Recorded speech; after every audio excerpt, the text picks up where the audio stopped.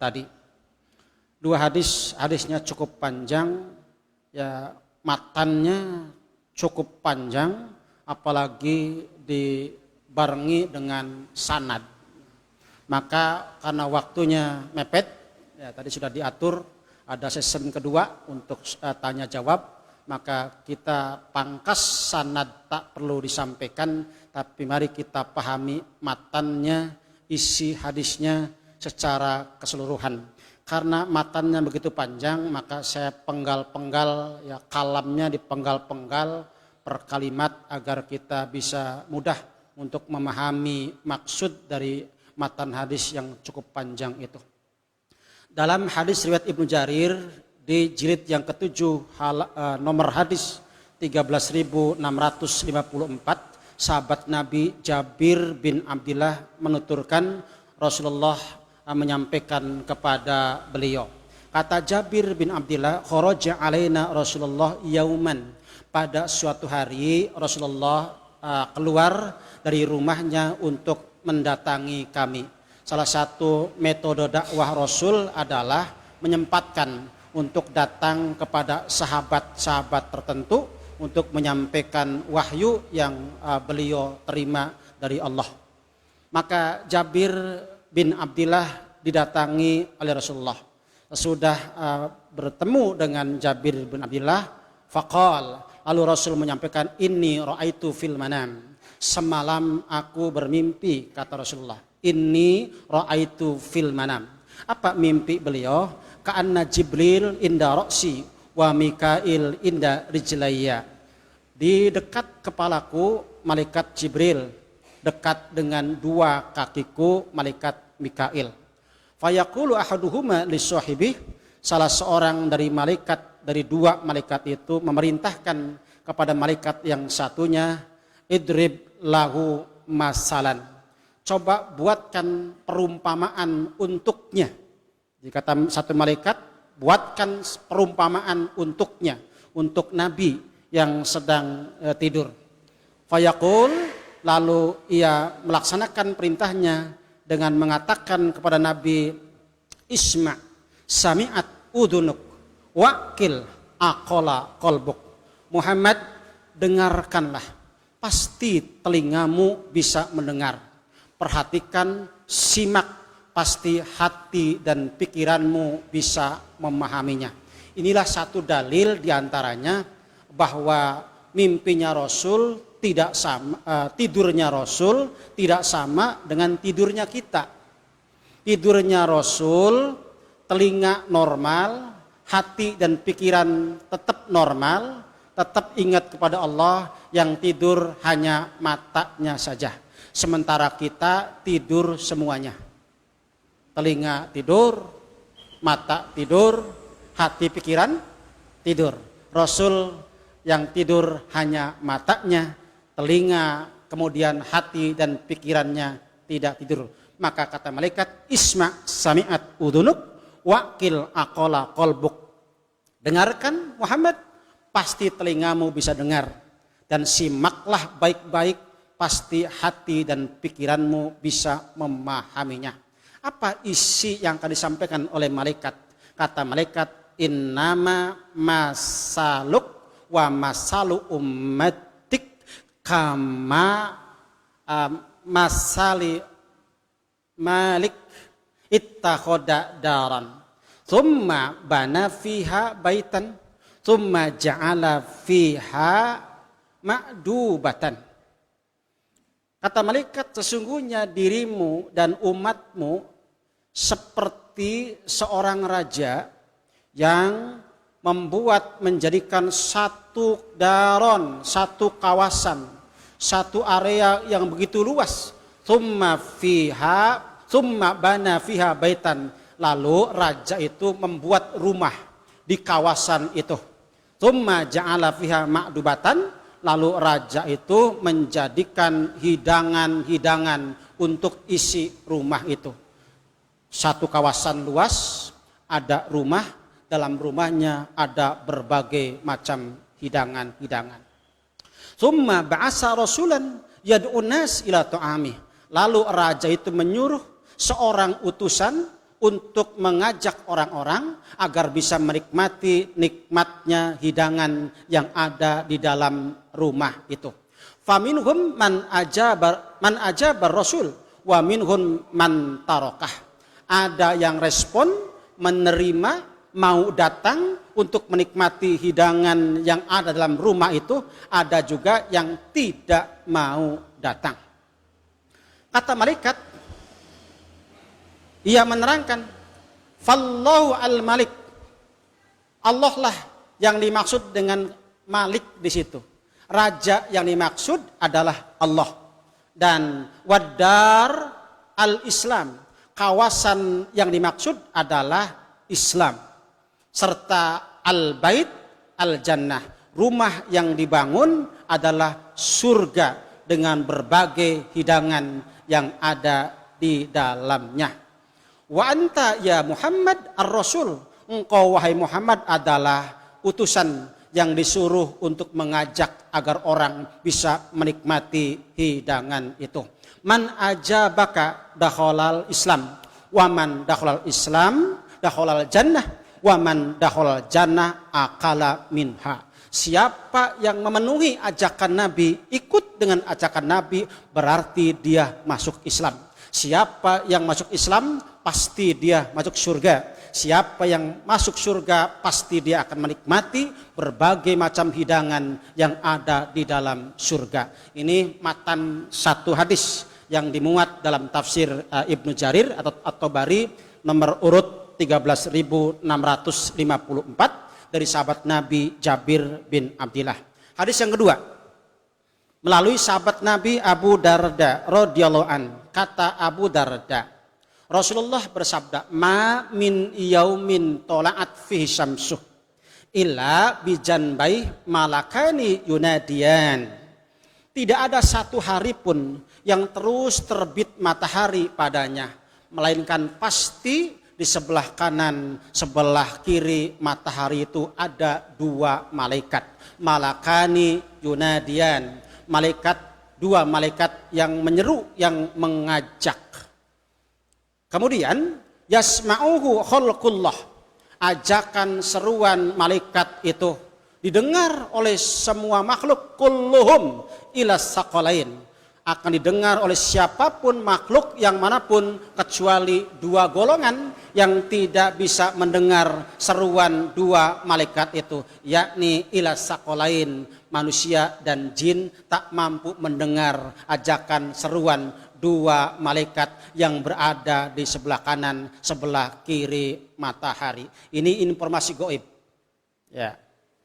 Berita gaib, kita tak mendengar seruan malaikat setiap hari, hanya dapat berita kanan kiri, sebelah kanan, sebelah kiri matahari, ada malaikat yang terus menyerukan.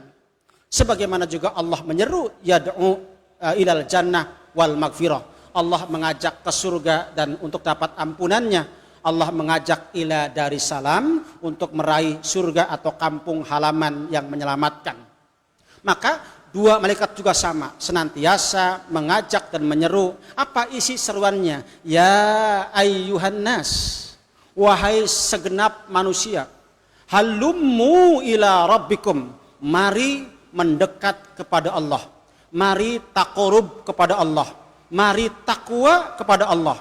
Kenapa malaikat menyerukan demikian? Allah pun mengajak kita untuk yad'u ila Darussalam, yad'u ilal jannah. Maka malaikat juga punya tugas dari Allah untuk menyampaikan, menyeru kepada manusia agar meraih kemuliaan dengan cara mendekatkan diri kita kepada Allah Subhanahu wa ta'ala. Dalam hal ini dua malaikat pun sama menyeru kita untuk masuk surganya Allah, sama dengan tugas Nabi menyeru kepada manusia agar menjadi ahli surga. Hanya sayang sampai kapanpun kita tak akan dengar seruan malaikat itu, sekalipun kita mati. Nah, merujuk kepada hadis ini, maka doa malaikat terus, ajakan malaikat terus kepada kita selagi dunia belum kiamat, selagi matahari masih terbit, maka dua malaikat yunadiyan yasma'uhu khalqullah kulluhum ila saqalain. Dua malaikat terus mengajak dengan ajakan mari mendekat kepada Allah, mari beribadah kepada Allah, mari taqarrub kepada Allah. Untuk apa? Untuk meraih kemuliaan, untuk menggapai surga yang Allah serukan, yang Allah ajak kepada manusia. Lalu di bagian akhir hadis itu ada ungkapan inna ma qalla wa kafa khairun mimma aksara wa alha. Sesungguhnya sedikit tapi mencukupi lebih baik daripada banyak tapi melalaikan. Artinya ini urusan dunia. Urusan dunia sedikit tapi mencukupi lebih baik daripada banyak kemudian lupa diri kepada Allah. Banyak manusia-manusia yang diberi banyak akhirnya lupa kepada Allah. Qarun diberi banyak melimpah hartanya, belum ada duanya. Ya, belum ada yang ngunggulin kekayaannya. Qarun satu-satunya orang yang kekayaannya belum ada yang bisa menandinginya. Tetapi kekayaan yang Allah berikan ternyata aksara wa alha, banyak tapi melalaikan sampai lupa kepada Allah bahwa yang memberi rezeki, memberi harta amanat dari Allah, tapi ia salah gunakan untuk sombong, untuk lupa kepada Allah Subhanahu wa ta'ala.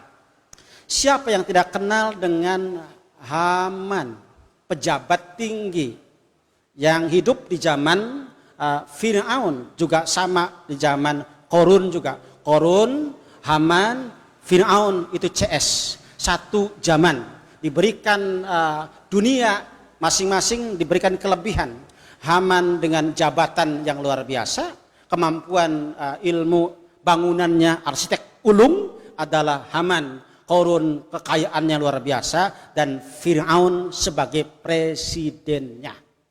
Ini semua diberikan kelebihan, tetapi aksaroknya membuat alha wa alha, lupa diri, melupakan Allah, sampai kemudian Fir'aun menegaskan ana rabbukumul a'la. Sampai sejauh itu lupa dirinya karena jabatan ya sebagai presiden, orang nomor satu, sudah melupakan Allah Subhanahu wa ta'ala. Jadi kalau ada orang-orang yang dunianya dijor, dimudahkan, kemudian lupa diri sama Allah, sudah ada contohnya dari zaman dulu kala.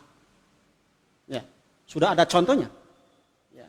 Jadi kalau ada pejabat-pejabat yang nyeleneh, nyeleweng, ruksak, ya sudah mengikuti semadhab dengan pendahulu-pendahulunya.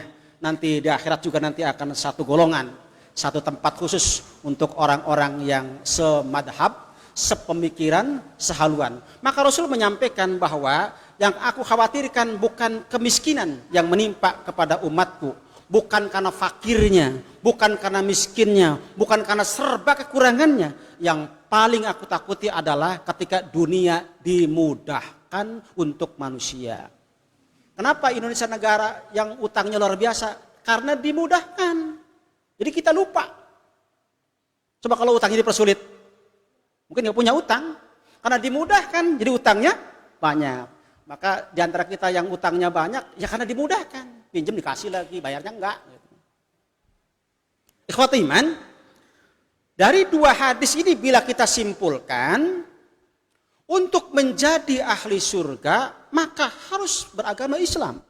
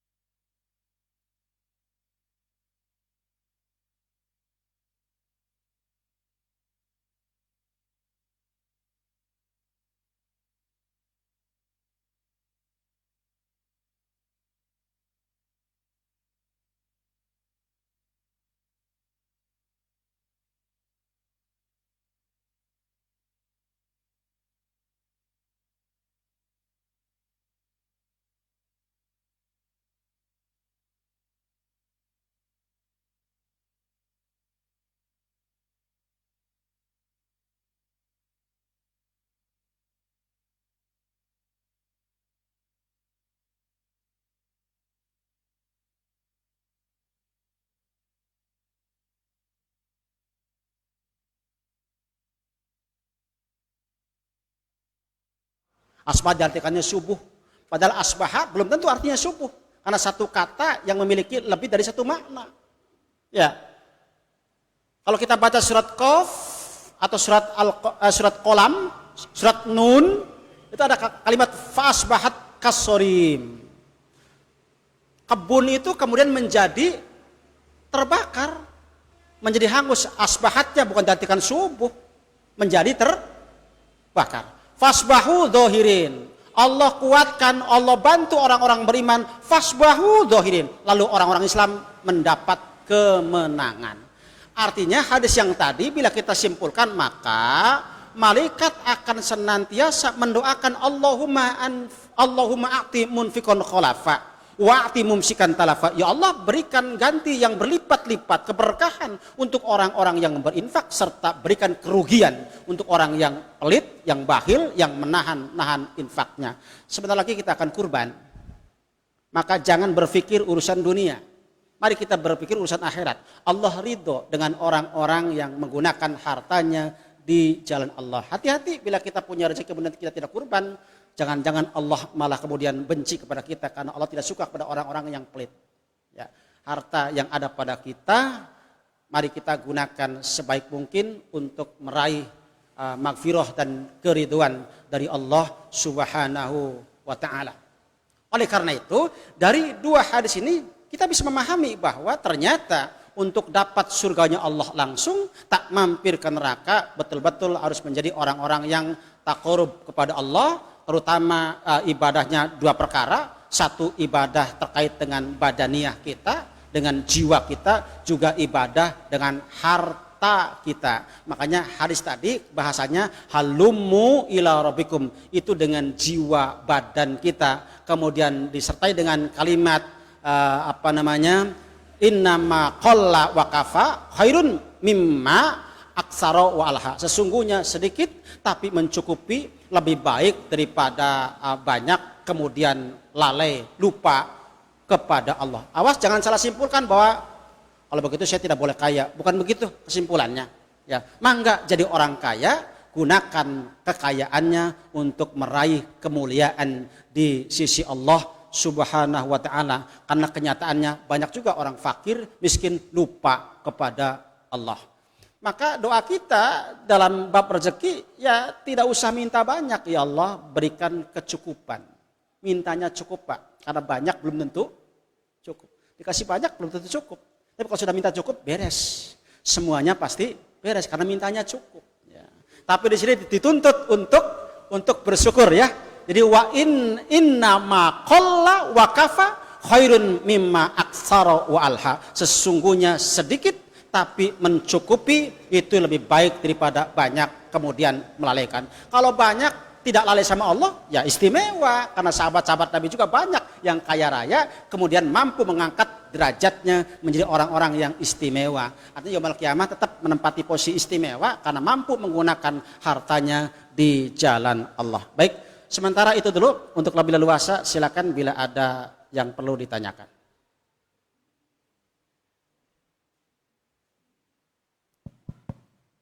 Terima kasih. Kaitannya dengan dua hadis luar biasa. Apakah kita itu nanti ada bisikan dari malaikat atau bagaimana? Atau nanti ada yang bertanya? Oh iya. Ini pertanyaan yang pertama dulu Ustadz. Ini pembuka aja.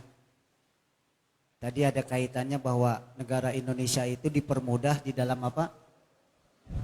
Masalah utang. Iya kan? Apakah akan dekat dengan kiamat atau bagaimana? Cuma yang jadikan masalah contoh. Kalau Pak RT mau ngebangun jalan atau gang, tahu-taunya dananya itu di RAB-nya itu 5 juta atau 10 juta lah anggap. Cuma punya uang di warganya itu 5 juta. Kemudian dia itu ngutang ke ini kemana? Ke tukang bangunan. Tahu-tahunya sulit untuk melunasi sampai Pak RT-nya itu diganti. Pak RT-nya itu diganti. Dan Pak RT yang berikutnya itu tidak mau tidak mau nyaur. Apakah itu jadi utangnya Pak RT atau utangnya warga? Sama dengan Indonesia punya utang 1.000 miliar. Padahal yang Pak Toha itu sebagai PNS digaji. Kemudian sami mawon. Kemudian memakai apa? Fasilitas-fasilitas yang ada di Indonesia termasuk Ustadz umpamanya jalannya. Apakah termasuk kita itu punya utang? Karena dikategorikan kita itu baru lahir sudah punya apa? Utang. Nah ini utang akan dikaitkan dengan ini. Ustadz monggo silakan.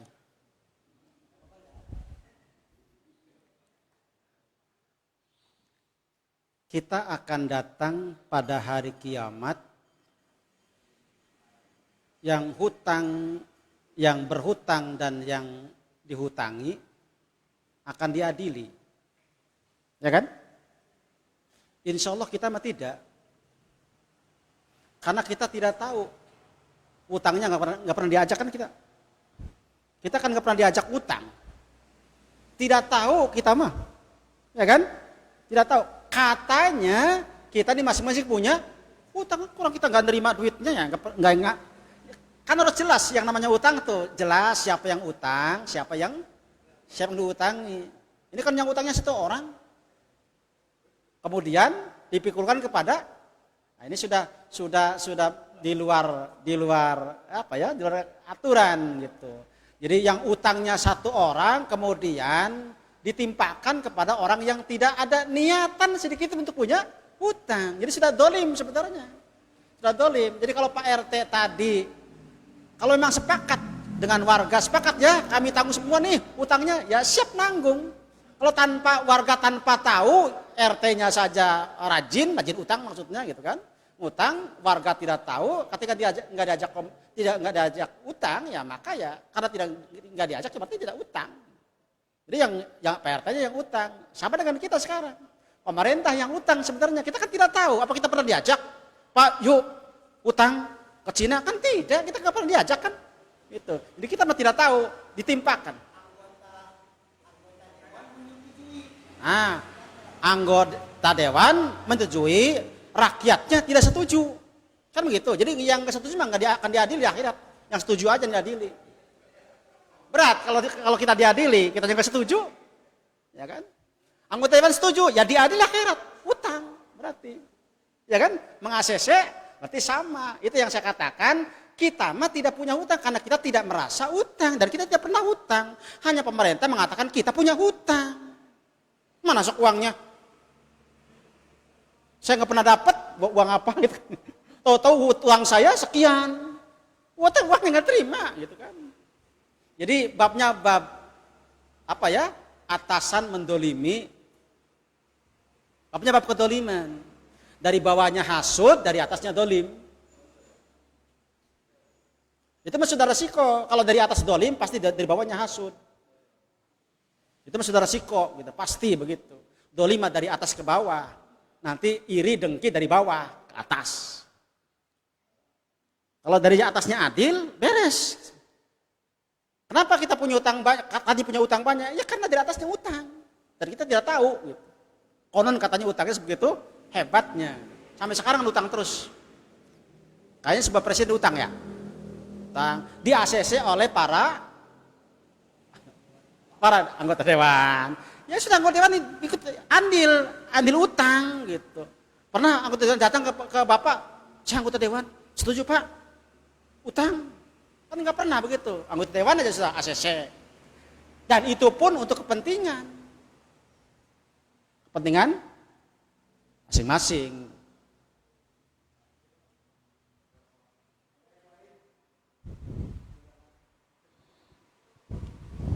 Ini masalah utang juga tadi.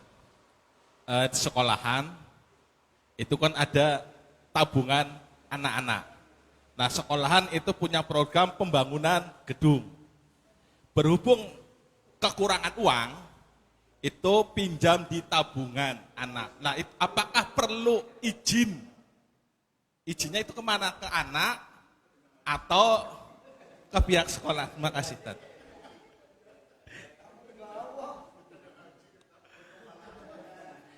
Jangan ikut-ikutan. Iya kan? Itu tabungan uang siapa? Uang wali murid. Kumpulkan wali muridnya. Bapak, ibu, boleh enggak uangnya dipinjem? Kan gitu.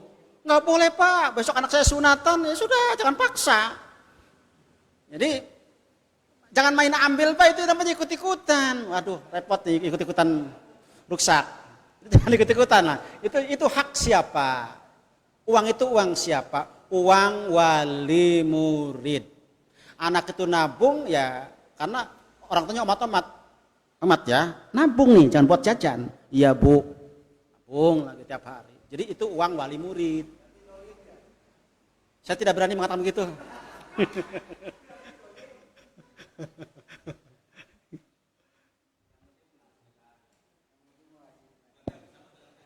Kalau sudah terlanjur dipakai, segera dibayar, sampaikan minta maaf ke wali murid, selesai.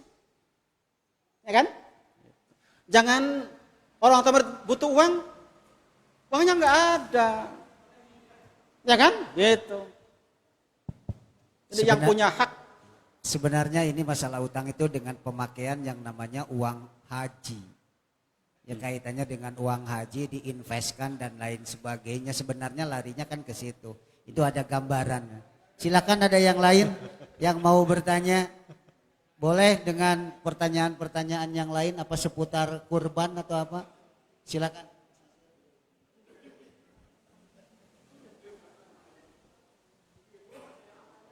Ibu-ibu ada yang bertanya?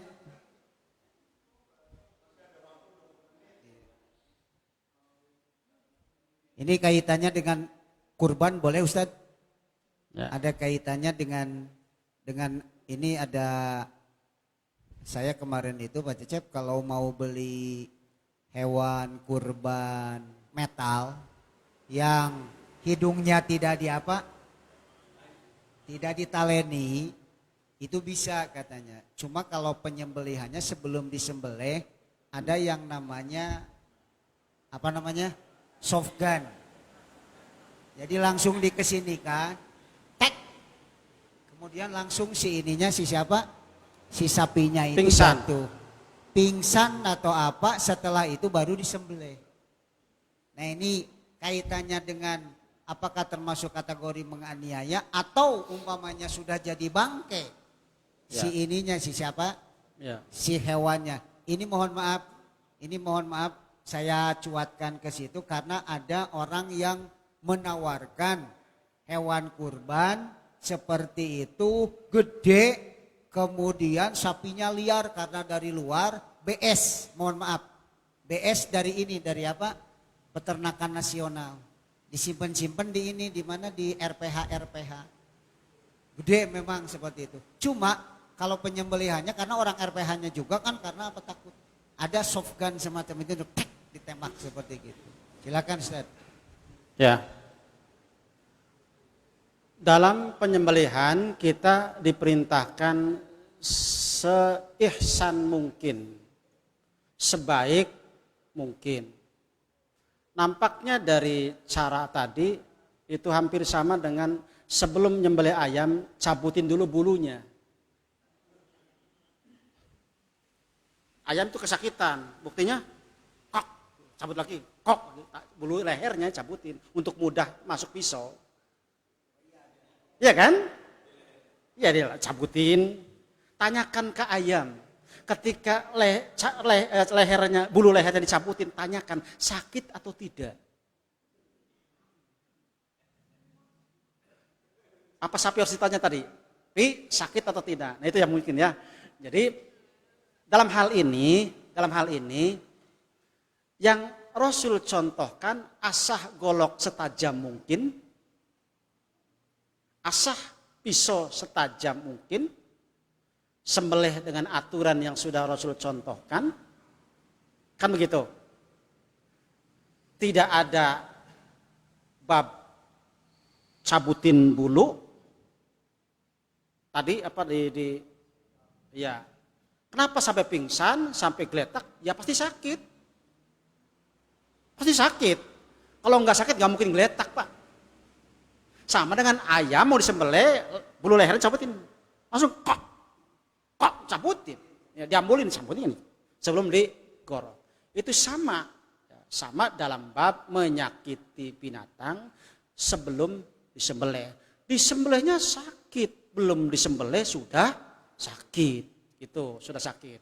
Dalam hal ini saya kalau babnya bab mencabuti bulu di leher tadi ayam tadi sebelum disembelih, itu bab menyakiti, Maka sebisa mungkin adakah cara lain untuk menjinakkan sapi tersebut sehingga tidak melakukan menyakiti terlebih dahulu sebelum disembelih. Kita menyembelih dengan golok yang kurang tajam saja oleh Nabi sudah disalahkan. Kata Rasulullah, pertajam pisaunya.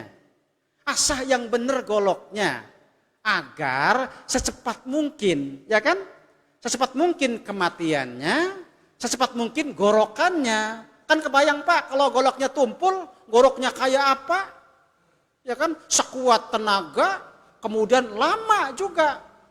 Karena tumpul, tapi kalau tajam, maka akan mempercepat kematiannya dan itu mempermudah. Kalau tadi kan sebelum digorok, sudah sakit lebih dahulu, dicabutin bulunya sebelum digorok. Itu sudah sakit, cabutin bulu itu. Ya. Kalau tadi kenapa sampai pingsan sapi itu? Ya pasti sakit, buktinya pingsan. Hanya dia tidak bisa ngomong. Ya, kalau dia bisa ngomong mungkin katakan, waduh sakit saya, jatuh gitu kan. Lalu kemudian digoroknya juga pasti sakit, jadi double. Makanya ada nggak cara lain untuk tidak menyakiti itu? Karena kita nggak ada cara lain, biasanya kan kita kan sekuat tenaga ya, banyak orang gitu. Walaupun mungkin akan nanti mungkin berikutnya entah zaman mana akan ketemu bagaimana caranya melumpuhkan sapi dengan cara lebih cepat mungkin itu yang akan lebih ini. Tapi kalau yang cara yang tadi saya masih analoginya dengan kita mau nyembelih ayam dicabutin bulunya dulu kemudian baru digorok. Itu sudah langkah yang salah karena sebelum disembelih sudah sakit lebih dahulu dari double. Ya digoroknya sakit kemudian dicabutin sebelumnya juga sudah sakit. Yang tadi sebelum digorok kan sudah sakit duluan. Kenapa? Ditembak tadi kemudian jatuh tersungkur mamanya atau geletak itu sudah sakit. Buktinya dari mana buktinya sakit? Yang geletak. Kalau nggak sakit ya pun geletak. Geletak udah bukti sakit. Terima kasih. Ini mohon maaf maksudnya yang dicabuti bulunya itu pada tempat di leher. Leher yang mau diapa? Buat pisaunya. Nah, mungkin ibu-ibu pikir dicabuti apa sayapnya sama pahanya atau apa gitu. Ya. Jadi bulu yang ada di leher untuk menggorok di leher. Ini ada pertanyaan dari Facebook barusan masalah pembagian daging kurban, Ustaz. Apakah boleh nggak pembagian daging kurban bukan mentah tapi dimasak dulu kemudian dibagikan, boleh apa enggak? Ini dari Facebook barusan. Facebook ya? Iya, silakan Ustaz. Di zaman Nabi pernah terjadi, bisa dilihat dalam kitab Tuhfatul Ahwadi, syarah Imam At-Tirmidzi. Para sahabat pernah melakukan praktek yang keliru karena di awal-awal kurban itu belum terbentuk semacam panitia. Jadi para tenaga yang kerja ini capek, lapar, kemudian ngambillah daging yang belum dibagi, belum beres ini, diambil kemudian dimasak. Ketika datang Rasulullah, kata Rasulullah tumpahkan semuanya. Kemudian dikumpulin, ditakar, ditimbang gitu. Baru nanti. Artinya karena itu belum jelas kepemilikannya, maka tidak boleh seenaknya. Maka dari situ sebenarnya pembagian akikah, pembagian kurban mentahlah bukan mateng. Mentahnya bukan dimasak terlebih dahulu. Kebayang Pak kalau kurban dimasak dulu.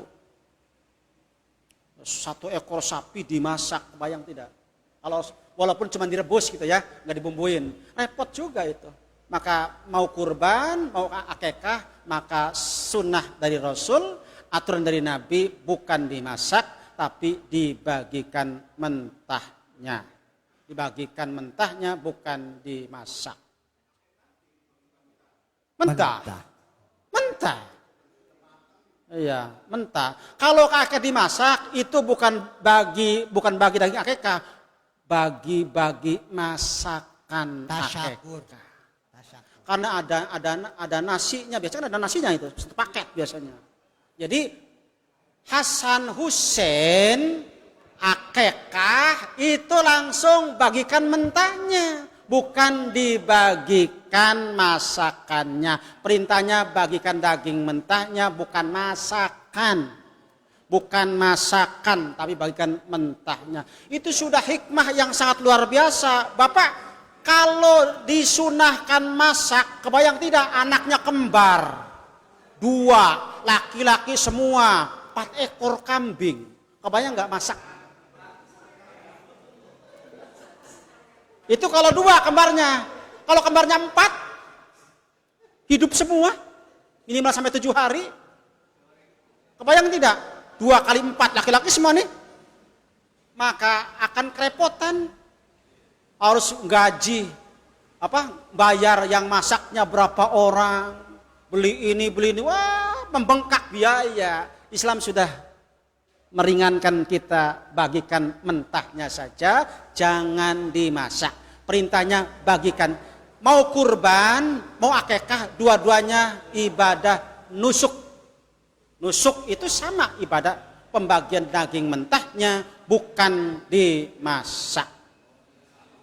Mau akikah, mau kurban, mangga yang punyanya, yang kurbani, yang akikah, silakan menikmati akikah dan kurbannya. Cuman ingat, tujuan akikah dan kurban tetap mengutamakan untuk orang lain.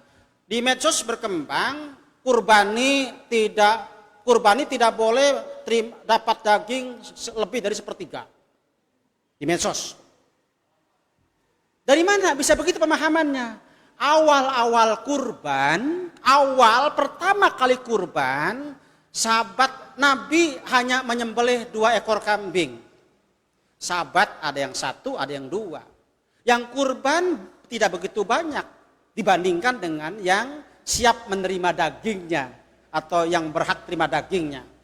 Kata Rasul, hendaklah para kurbani jangan nyimpan daging lebih dari 3 hari. Dari situ kemudian disimpulkan kurbani jatahnya 1/3 saja, tak boleh lebih dari 1/3. Itu pemahaman yang tidak pas. Kenapa? Tahun berikutnya kurban lagi, Rasulullah tidak lagi nyembelih 2. Tahun kedua itu jadi bisa mengentaskan kemiskinan. Tahun kedua. Tahun pertama miskin. Banyak yang kekurangan. Tahun kedua Rasul nyembelihnya begitu banyak. Sahabat juga banyak yang kurban. Sahabat bertanya, Rasulullah, apakah aturannya sama dengan tahun kemarin? Apa? Para kurbani tidak boleh menyimpan daging lebih dari 3 hari. Kata Rasul, tidak. Tahun ini silakan disimpan, silakan didengdeng, silakan sesukanya, karena tahun ini yang kurbannya lebih banyak daripada yang tidak kurban, tidak seperti tahun yang sebelumnya. Artinya lihat sikon. Jangan begini Pak, Bu. Yang kurbani makan daging sampai setengah bulan, yang tidak kurban hari itu sudah habis. Ini berarti masih belum pas pembagiannya. Jadi Rasul mengajarkan perhatikan, karena doa-doa orang-orang miskin itu sangat kita harapkan untuk para kurbani. Tapi catatan, kenapa tahun kedua para sahabat mampu berkurban? Padahal ekonomi mereka juga tidak kaya-kaya amat, tapi bisa. Di situ pendidikan Rasulullah luar biasa untuk semangat kemudian menjadi para kurbani. Saya sering sampaikan, yang belum berkurban sampai saat ini usia sudah 60-50 tahun. Kenapa masih belum bisa? Padahal kita sehari-hari belanja dapur itu berapa? Ya kan? Bisa tidak kita per hari nyelengin nabung 10 ribu? Bisa? Ketika bisa berarti tahun depan bisa kurban. Oh nggak bisa Pak, saya 10 ribu, 5 ribu. 2 tahun kemudian bisa kurban. Sekedar kambing seharga 3,6 namanya. Ya kan? Saya tidak sanggup Pak, 5 ribu. 2 ribu. 4 tahun kemudian, ya kan bisa kurban. Daripada sekarang sudah 60 tahun belum pernah Itu ada yang salah. Cuman karena nabungnya sendiri, disimpan celengan sendiri, bila sudah penuh, ada keperluan, diambil lagi. Jadi nggak nyampe-nyampe kurbannya. Ini ada masalah keimanannya gitu. Jadi keimanan yang harus diutamakan. Jadi kalau ini sudah ada kesadaran semuanya, tak mungkin repot-repot umumkan siapa yang mau kurban. Ini baru 6 orang, satu lagi, tidak akan begitu. Panitia akan kewalahan, semuanya bisa kurban. Malah bisa bagi-bagi untuk daerah mangga diantar gitu. Jadi nanti menyebar kurbannya, bukan hanya di Brebes. Itu yang harus kita praktekkan karena banyak daerah-daerah yang tidak atau kurang bisa menikmati daging sebagaimana kita. Kan di mana aja kurban, tidak mesti di Brebes. Terima kasih. Cukup. Masih ada? Masih. Mana?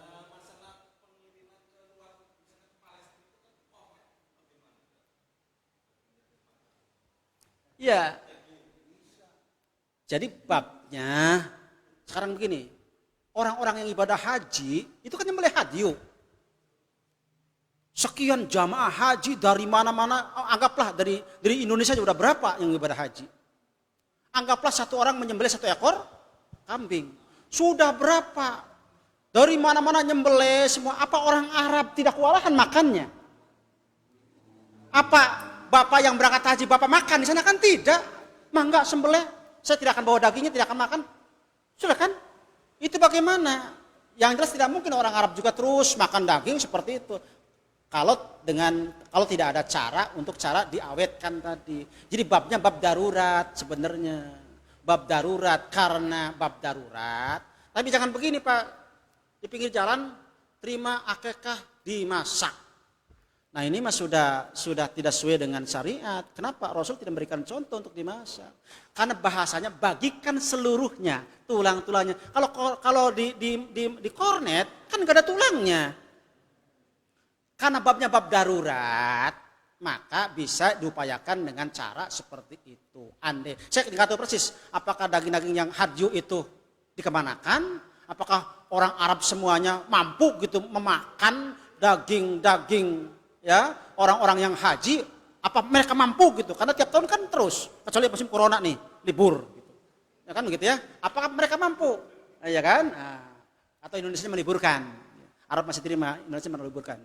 Jadi kemanakan? Maka kornet ya dengan satu cara untuk tadi daripada dibuang mubazir tak mungkin dosa hukumnya, maka itu alternatif babnya bab darurat. Ad-darurah tubil madharah. Darurat itu membolehkan apa yang dilarang karena darurat. Ustaz, ini ada satu lagi karena kita itu pengikut dan pendengar setia kita sampai ke Malaysia. Ini barusan di Facebook ada sampai di Malaysia. Kemudian ada pertanyaan, ini satu lagi aja karena kita tidak mau mengecewakan yang dari Facebook sini.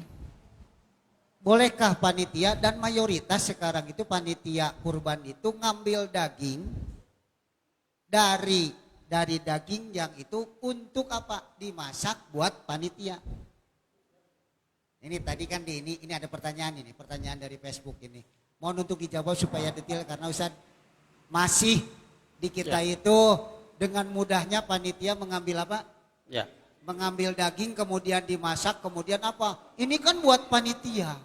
Ya. Nah ini mohon maaf silakan Ustaz. Panitia itu hanya mengemban amanat. Amanat dari para kurbani. Ada juga yang double, ya kurbani ya panitia. Ya kan? Jadi para panitia siapapun itu hanya mengemban amanat sebagai pelaksana dari para kurbani. Hukum asal para panitia tidak boleh mengharapkan dapat upah. Ya kan? Betul-betul lillah. Makanya yang kurbani juga harus mengerti. Panitia harus makan, harus ngopi, harus beli ini, beli itu. Jangan begini Pak, mohon maaf. Ada di Cirebon nuntun 1 ekor kambing. Pak, tolong ini kambing saya sembelih, nanti paha 2 saya ambil, hatinya saya ambil. Jadi hanya nitip, suruh nyembelihin. Jadi kalau sudah setor ke panitia, berarti kurbani harus mau diatur oleh panitia. Hanya bila panitia ingin segera menikmati daging yang bersangkutan, tinggal bilang ke kurbani. Tinggal bilang ke kurbani. Kan begini Pak, kurbani kan bisa didahulukan. Untuk kurbani sekian kilo, sekian ganting, ya kan? Jadi panitia bisa ngomong ke kurbani, karena jatah kurbani yang bisa diambil lebih awal. Tidak mesti menunggu beres semua, tidak kan? Langsung mipil para kurbani ambil lebih dahulu. Ya kan? Tinggal ngomong ke kurbani, Pak, mintalah buat. Nah, kata kurbani ya sudah. Jatah saya. Jadi mintanya ke kurbani. Jadi nanti kurbani yang mungkin ada kurbani kan tidak sama ya. Ada yang mintanya sekian kilo, ada yang mungkin lebih itu karena untuk bagi-bagi lagi. Ada beberapa teman-teman yang ia dapatkan. Jadi akan lebih aman, mintalah ke kurbani untuk sah. Untuk sah. Lalu nanti bisa kemudian dimasak, makan bagi panitia. Tapi kalau tanpa sepengetahuan kurbani, walaupun dia ketua panitia, main comot saja, ini tidak amanat. Mohon maaf sekali. Banyak sekali pelir kambing hilang. Tahu pelir? Apa pelir itu katanya? Yang ya hilang. Diambil siapa? Diambil panitia. Nah ini jadi ketua ngawasin lah gitu ya. Pak Nih, Akrom, mana Pak Akrom? jadi gini, punten. Kepada para panitia, kalau pengen sesuatu ngomong ke ketua. Pak Ketua, saya pengen pelir gitu. Ya sudah, nanti ya. Dicatat saja dulu, dicatat. Ya, dicatat. Pak Akrom dicatat, ya. Pelir. Itu kan, dicatat dulu, dicatat, ya kan. Kan sama dengan begini, Pak. Walaupun bukan kurbani, punten Pak Ketua, saya butuh dengkil sapi lah. Kaki depan ya. Nah, kata panitia, ya dicatat dulu, gitu kan. Kan gitu.